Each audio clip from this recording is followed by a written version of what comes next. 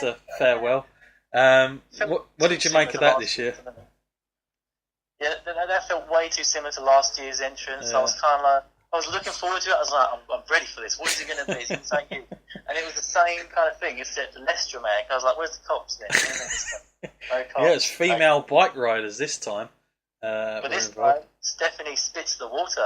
Oh Yeah. yeah. We got that. I mean, listen. I'm sure her character. I mean, I'm pretty sure even Triple H does not go around on flipping quad bikes and all the rest, like going around on bikes and motorbikes and all the rest of it. But the imagery looks great. I mean, I know what they're trying to do. I mean, it looked kind of cool. If you're somebody, I had a lot of some of the newer people that I actually was talking about that I gave the that were into UFC that wanted to just watch this for this match. In fact, they were like, "Man, this is freaking awesome."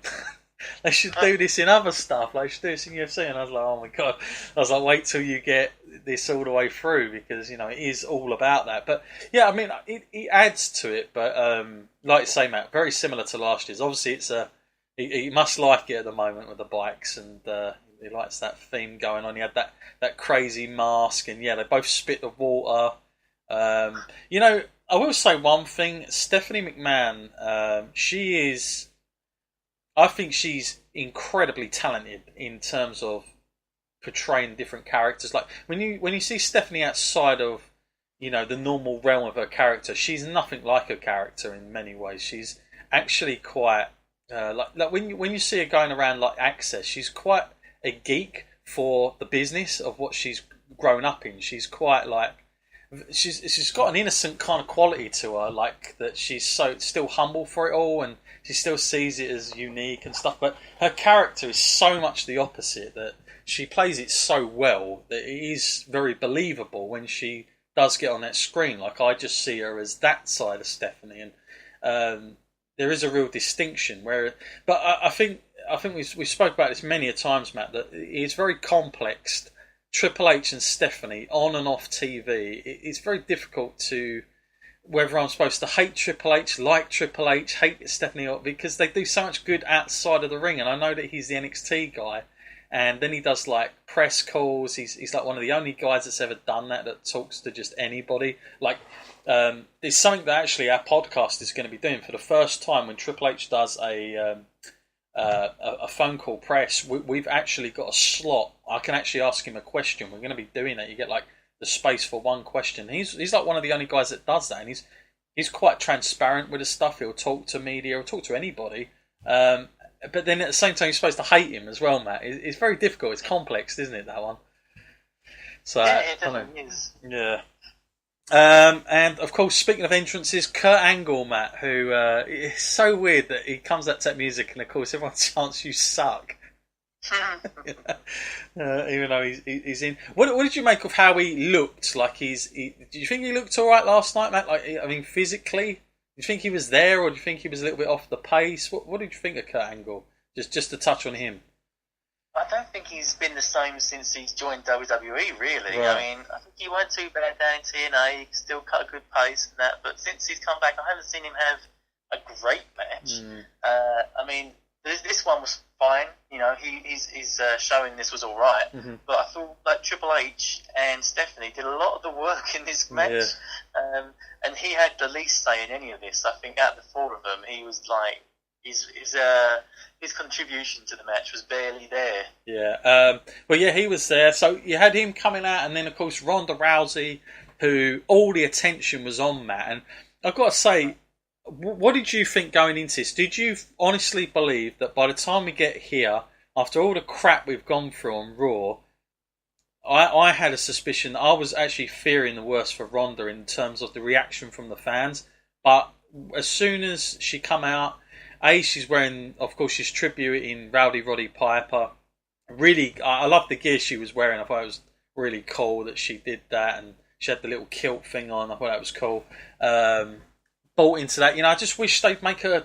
I wish they'd say to her, stop smiling so much, like, let's get serious when you're in a match, like, do the smiling any other time, but, like, when it's go time, it's go time, but hopefully that will happen in more competitive matches, but I think they need to just brush up on that a bit. But Matt, I've got to say, when she was standing on the apron on the outside, all of a sudden the fans just blew up, and there was whole Ronda Rousey chants going on all over the show. And I thought, something's worked.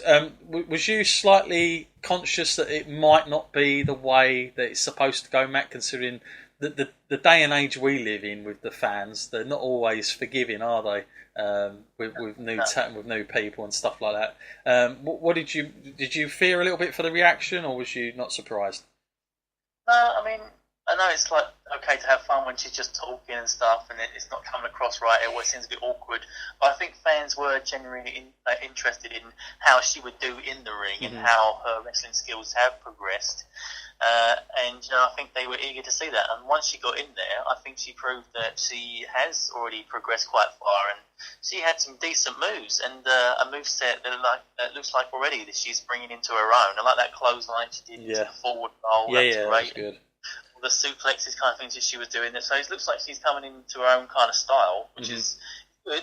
But like you said about her attire, I'm not too sure about that. I think she needs to tweak that. I mean, I lost count of how many times she had to readjust herself. Oh, yeah. I mean, I'm talking about when she was coming down the entrance in the kilt and stuff, really, more than the actual general attire in the ring. But, yeah, I think she's got to brush up on that a bit, which hopefully she will. But, you know, I've got to say, this match, Matt, I wasn't expecting a lot. I mean, if you consider last year's mixed tag team match between Miz and Maurice against Cena and Nikki, it wasn't exactly amazing, was it? And then I was fearing the worst for this a little bit, especially with Kurt. I wasn't too sure what his performance was going to be like, but I've got to say, they booked this better than I thought they could do in the first place. I was really impressed. I was surprised with how long this went, Matt. Like, I thought, you know, if you'd have said they were going to go, because this match went just over 20 minutes, Matt. I mean, this was nearly 21 minutes worth. And if you'd have said that before, I'd have said that's far too long. Cut that down by 10. Because you don't want to expose it. But they've done such a decent job of storytelling in this match. First of all, they did a good job on, you know, building the anticipation up for getting Ronda in. And man, I knew it was going to work out well when I saw Stephanie doing the cheap shots to her, and when you saw her knock her off the apron, how well she sold that. Looked like she proper hit her head on it, and I thought, yeah, she's taking bumps really well, so that's always a good sign. And I thought they done, you know, the whole build up to it, you know, give Triple H and Kurt Angle the first part of it, you know, and build the anticipation. And yeah, when she got in there and she, like you say, she done that clothesline with a forward roll, and then there was like an execution after that she did, which was nice, and you know, trying to get the arm bar. And you know, the cool thing with Ronda, what she done really well for her first match here, is that the whole armbar thing, she didn't just go straight into it. She almost played the crowd. She was like, she knew what she was doing. Get it, you know, get the reaction, then do it. Rather than just going straight to it, because you can miss that build. You want to get to the fans. You want to get them. The thing is with the perfect match, and I'll say this much, I think one of the most perfect matches we've had all weekend is the match, the NXT main event, by the way.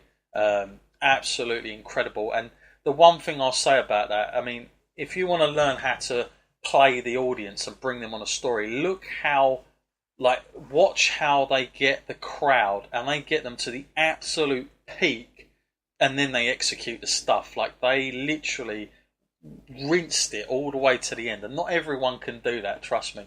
And I felt like they've done a very good job of doing that in this match. So there were some good spots. You know, the fascinating thing, that the cool things were in it. I mean, I love that bit, Matt, where like she was like, yeah, I'm going to go and kick your you know, when Triple H took the referee out for the count, and then Ronda's like giving it to him, like, yeah, I'm going to get back in and kick your wife's head, and then all of a sudden he just whacks her out as well, like really harshly on, and like she just like almost like hits her head on the mat, and then drags her out, and then you see Kurt Angle trying to be like, yeah, leave her alone.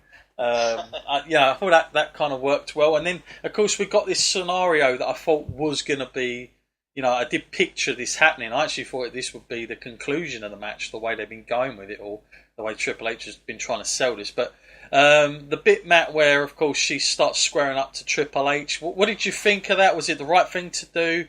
Some people have said, like, they were asking us, do we think, like, our opinion that was correct? What did you think, Matt? Yeah, I thought it was all just a bit of fun, really. Yeah. I know you can't take these things lightly, but she is not like a normal kind of woman. You know, she does have that ability. I'm sure she can kick a lot of men's asses. Yeah. And I think once you're on the ground in that armbar, it doesn't matter who you are. Yeah. That thing's I coming out of his socket unless you're tapping out. So yeah, it's I love believable. the. I don't have a problem with it. Yeah, I love Triple H's cowering up when she was going at it. He just looked like he sold it so well, like a cowardly guy who couldn't take all the punches when she was hitting him. But Stephanie McMahon, I will say this much: she didn't have a lot of offense, but the stuff she did was really. I mean, she was quite brutal, and that stuff where she was like gouging her eyes. I thought, bloody hell! Like I didn't see that coming, and she actually took control for a bit of the match.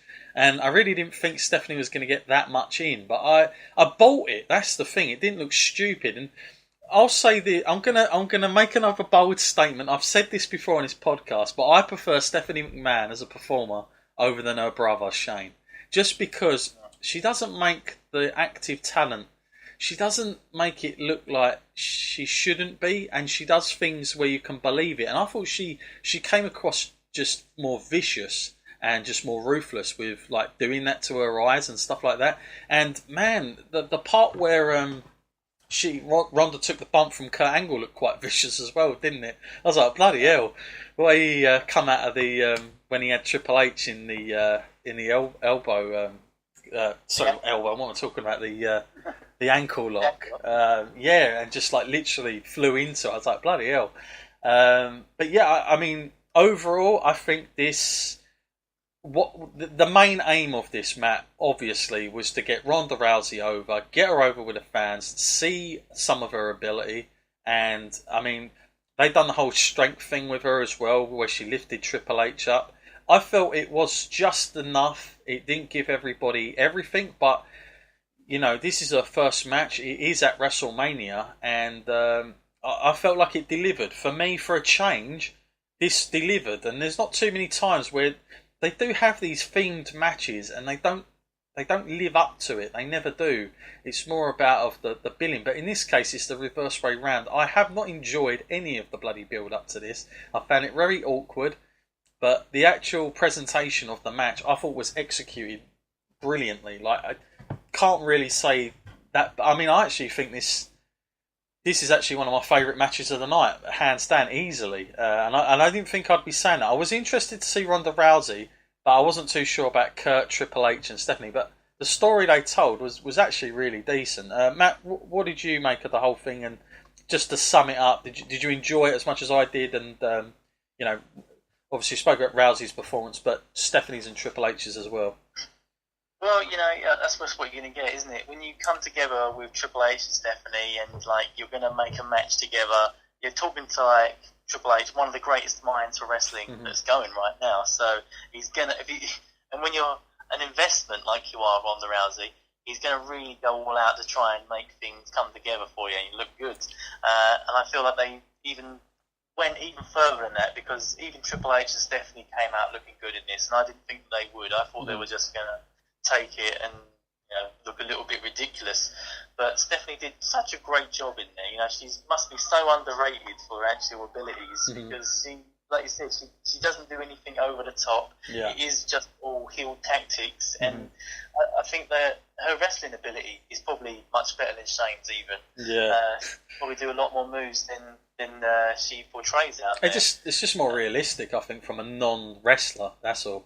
I think from my perspective, Definitely, yeah, and I really enjoyed this match. I feel like it was a great showing for her. She can build off of this, and I'm not too sure where she's going to leave Stephanie. Probably she's off TV for a little while now, I assume. That looked it looked lethal, didn't it? At the end when she actually did get the armbar set in, like the way she did it. I mean, obviously they'd worked on that, but the way they filmed it was excellent.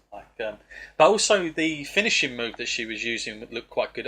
The camera angle, I don't know what the hell they were doing, but they didn't pick it up very well.